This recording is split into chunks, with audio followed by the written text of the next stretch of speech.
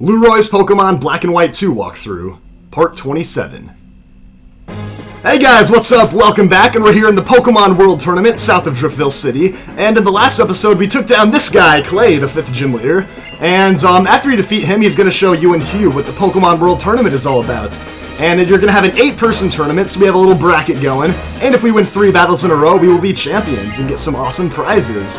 Actually, I'm just kidding, the prizes aren't that awesome. You only accumulate battle points for winning, and eventually you can exchange those for more awesome prizes, but it kind of takes a long time to actually get a good number of battle points, but if you spend a lot of time in here, you can definitely do it. But the little tutorial you do with the opening tournament is only going to give you 1 battle point, so don't expect a whole lot from this, but it's one of those things I do just to show you what's up with the PWT. So anyways, everyone's going to get registered up there, and go ahead and talk to this nice lady in the green hat, and you can get some info and choose to participate, whatever you want to do. Then you'll choose the Drivel Tournament, and you get to pick 3 Pokemon to participate. And if you have a Fighting-type Pokemon, or a Pokemon with a Fighting-type move, I would recommend picking them and putting them up front, because there's a lot of Pokemon in this tournament that are weak to Fighting types. So I'm going to go with Pinsir, Magnemite, and Duat. So I should be pretty set. And you're actually going to see a lot of familiar faces here in the tournament. Like right off the bat, you can see we've got Colress, we've got Hugh, who I'm battling in the first round, then we also have Sharon, so yeah, a lot of people we've already beaten before, so this shouldn't be too hard. I mean, seriously, we've already beaten half the trainers in this frickin' tournament. And we're going to start off against the trainer we've beaten, like, the most times of anybody. We've probably beaten Hugh, like, what, 20 times? Seriously, I lost count after a while. But yeah, this is our first round opponent. And honestly, I'm not going to lie, this entire tournament's pretty easy. You should be ashamed if you lose. It's not going to be too much trouble. Every single Pokemon you face is going to be set at level 25, so you're probably going to have a good level advantage over everybody. But here we go! I love how they have like a cage thing coming, like it's just like a cage match in Pokemon. Like, fight to the death, no one goes down. We don't take knockouts, we only take kills.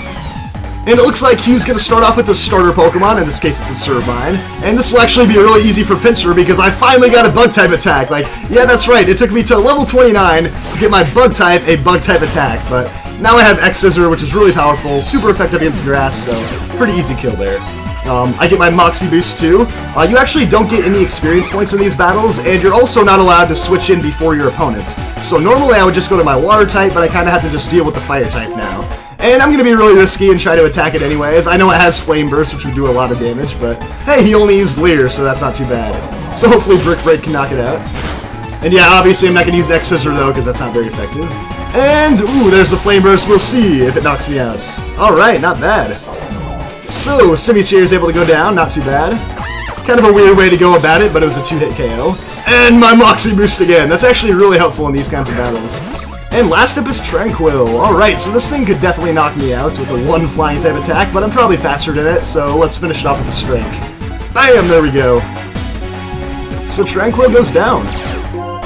And another Moxie Boost. So yeah, I wish I could be getting experience points for all these, but whatever. That's not how these tournament battles work. Same thing as like the Battle Tower, just you never get experience points for these.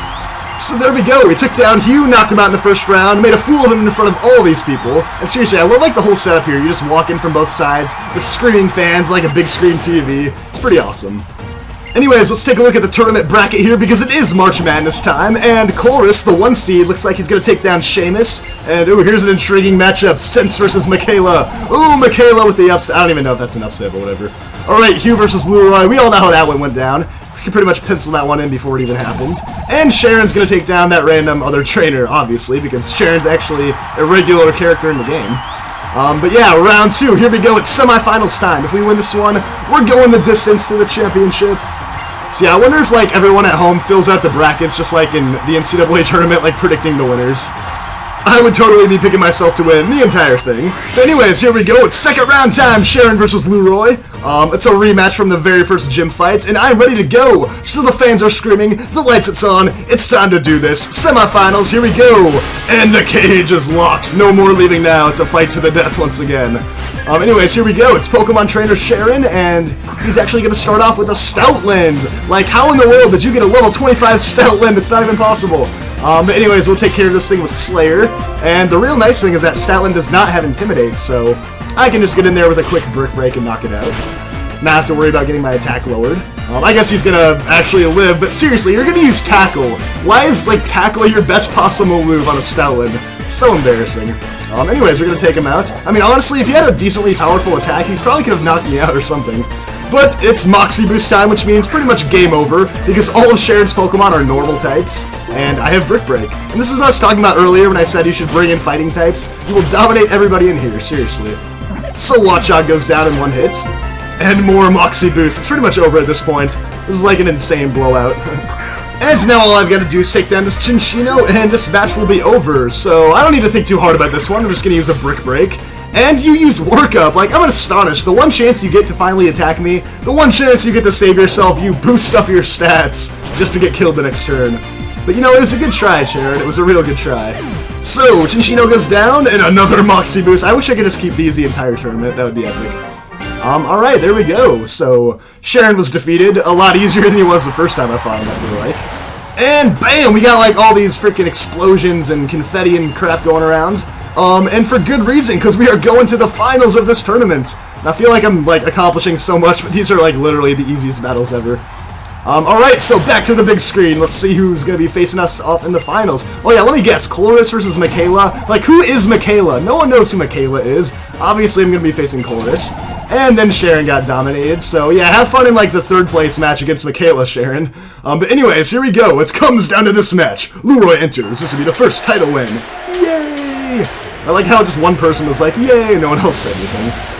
But there we go. The stage is set. It's the final round, and I like how they're chanting things in the background. I don't even know what they're saying. It sounds like they're saying, Harry, Harry, like cheering for Harry Potter or something. Anyways, wow, Chorus is getting like way more awesome vibes from the fans. They're all shouting things out. Must mean I'm the underdog here, so I've got something to prove. Like, seriously, no one thinks I can take down Chorus? I already beat this dude, like, in Route 4. Who remembers that one? Anyways, here we go, though. It's time for the championship of the Drivel City Tournament. So here we go. More explosions. It's Chorus versus Lueroi. And the cage match one more time. Fight to the death. Alright, here we go. Pokemon Trainer Chorus. We actually have some awesome music here. We got, like, spotlights and everything going around. Pretty intense, if you ask me. And he's gonna start off with a Magneton at level 25. Like, seriously, my Magneton is at level 28 or 29, and it's still not evolved. This is an outrage, but, Brick Break for the win. That's all I gotta say. Because seriously, fighting types destroy everything in here. Everything is weak to fighting. And now I'm gonna get paralyzed, which is unfortunate. The first time anyone's actually done anything, like, decently threatening to my Pinsir. But let's try to finish it off here. Oh, I avoided the Supersonic, but I'm paralyzed, so fair trade-off right there, I say. And, ooh, Mirror Shot. That's gonna do a decent chunk. Definitely one of my go-to moves on Magnemites, but not too bad there. Took it pretty well, and the Brick Break's gonna finish it off. So there we go. One Pokemon down and two more to go until we're champions. Alright, and we'll see if anyone can take down Pinsir. Like, Pinsir is single-handedly, like, defeating everyone in this entire tournament. Alright, and Elginet's a Psychic type, so let me go back to my bread and butter here with X-Scissor. And hopefully we can take this Psybeam. Oh, perfect! So there's a super effective Bug type.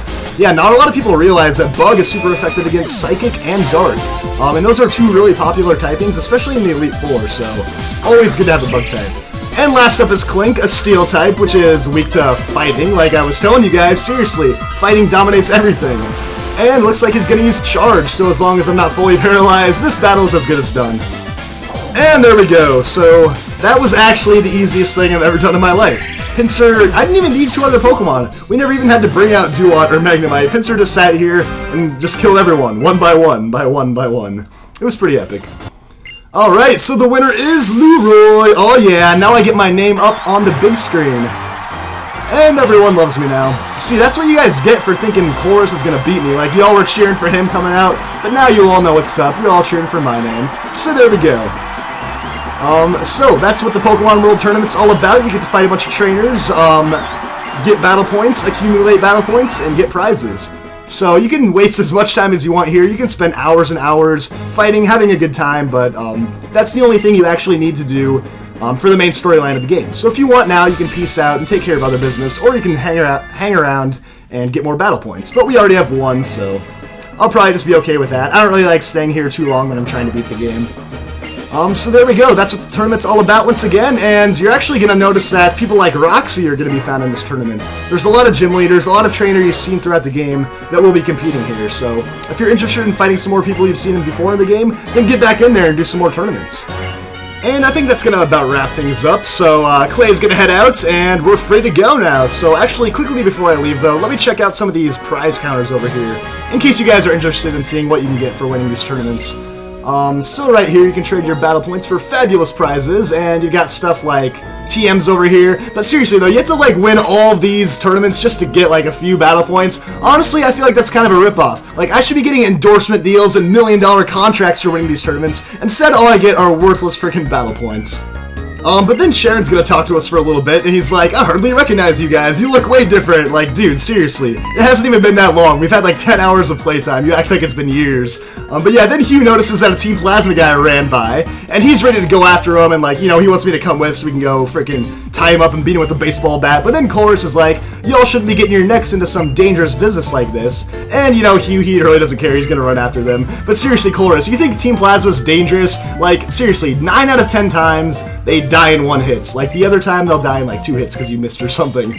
So, you know, personally, I don't think I'll have any trouble taking on Team Plasma, so I think I'll get Hugh and Sharon's back while they're trying to get that purloin. So at this point in the game, you actually have a couple of options. You can go down south here and go to the Plasma Frigate and take down a bunch of Plasma Grunts and, you know, help out Hugh and them. Or you can go over to the west side to the Relic Passage and check out some more areas. But for now, I'm just going to check out these little stands here. This person will actually tell you what hidden power your Pokemon can learn. So for instance, I'm kind of curious with Magnemite, so she will tell me Magnemite's hidden power type would be water. So that's actually really useful if you're trying to determine if any of your Pokemon should even learn hidden power. Right here you have the Reminder Girl, aka the Move Relearner, and if you give her 1 heart scale, she will help you remember one of your old moves. And a lot of fully evolved Pokemon can relearn moves that you would have never been able to get otherwise. And this guy right here forgets who he is at first, but then he's like, oh yeah, I'm the move deleter. And he will delete any of your moves, including HN moves. Pretty useful, pretty dang useful. If your starter Pokemon has a high enough happiness rating, then this guy here will teach them either Frenzy Plant, Hydro Cannon, or Blast Burn, which is like a crazy powerful move, the equivalent of a Hyper Beam, essentially. And last up here, you have another person that will teach your starter Pokemon moves. These ones are a little less powerful, but they're battle combo moves, so when they're used together, like in triple battles or whatever, then they have boosted effects. They're not that great of moves otherwise, though, so I wouldn't really recommend them. This guy right here will give you a Rocky Helmet, which is a pretty nice item. When your opponent uses physical attacks on you, they will actually take some damage. So yeah, pretty nice. And I think we have another item around here somewhere. We have that cool fountain, and oh yeah, in the trash can right here, you can find yourself a Zinc, because someone was stupid enough to throw away a Zinc, which is like, what, $9,800 at the mart or something?